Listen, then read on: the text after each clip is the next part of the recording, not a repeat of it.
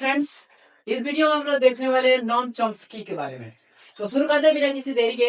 Let's begin.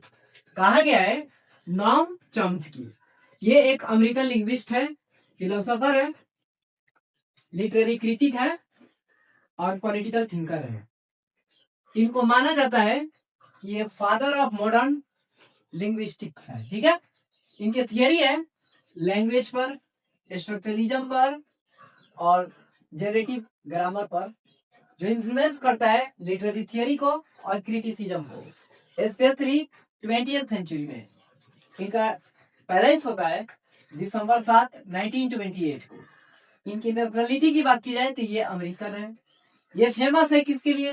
Generative grammar के लिए, transformational grammar के लिए और साथ ही साथ यूनिवर्सल ग्रामर के लिए। इनके कुछ मेजर कॉन्सेप्ट्स हैं।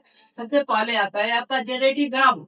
इसमें क्या होता है, चॉम्स्की साहब आर्ग्यू करते हैं कि लैंग्वेज जो है ना, सिर्फ ऐसे लर्न नहीं किया जाता है इमिटेट करके, ठीक है, बल्कि ह्यूमंस के अंदर वो पोजीशन होता है या ह्यूमन पोजेस करते हैं इनेट एबिलिटी जनरेट करने के लिए इनफाइनाइट सेंटेंस को लिमिटेड रूल्स पे। ठीक है, दूसरा जो कंसेप्ट है यूनिवर्सल ग्रामर, यानी यूजी।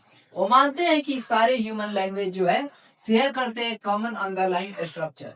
कुछ की आइडिया है, जैसे कि एबिलिटी होता है लर्न करने के लिए लैंग्वेज को, बायोलॉजिकली इंसान के अंदर होता है, इन्वॉल्व होता है। और आगे जो है कॉम्पिटेंस वर्सेस परफॉर्मेंस।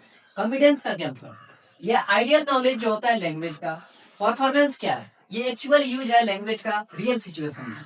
उसके लिए जो कंसेप्ट है deep structure versus surface structure.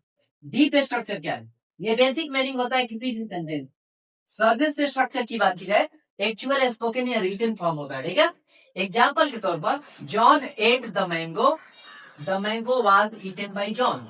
इसमें क्या है कि दोनों के पास सिमिलर डीप स्ट्रक्चर है लेकिन डिफरेंट सरफेस स्ट्रक्चर। ठीक है, डिफिनेशन देखते हैं लिटरेरी थ्योरी के अंदर।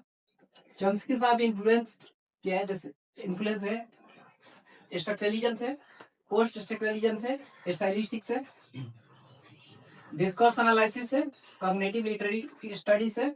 इनके जो लिंग्विस्टिक थियरीज है हेल्प करता है क्रिटिक्स को एनालाइज करने के लिए। स्ट्रक्चर जो होता है लिटरेरी लैंग्वेज का और सिंटेक्स और मीनिंग, उसके अलावा रिलेशनशिप जो होता है लैंग्वेज और माइंड के बीच का। ठीक है, कुछ इंपोर्टेंट वर्क है जैसे कि सबसे पहले आता है सिंटैक्टिक स्ट्रक्चर, 1957 का वर्क है।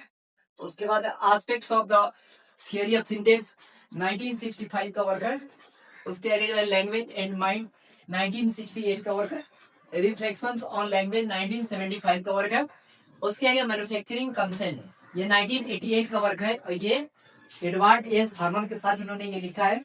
उसके अलावा चॉम्स्की और स्ट्रक्चरलिज्म को थोड़ा समझते हैं। हालांकि इन्फ्लुएंस है स्ट्रक्चर लिंग्विस्टिक्स से, लेकिन चॉम्स्की साहब क्रिटिसाइज भी करते हैं ट्रेडिशनल स्ट्रक्चरलिज्म को, क्योंकि वो फोकस करते हैं सिर्फ ऑब्जर्वेबल लैंग्वेज पैटर्न पर। ठीक है, वो एम्फसाइज करते हैं जो मेंटल और क्रिएटिव एस्पेक्ट होता है ना लैंग्वेज का, उस पर। ठीक है, इस तरह से अपना ये वीडियो कंप्लीट होता है।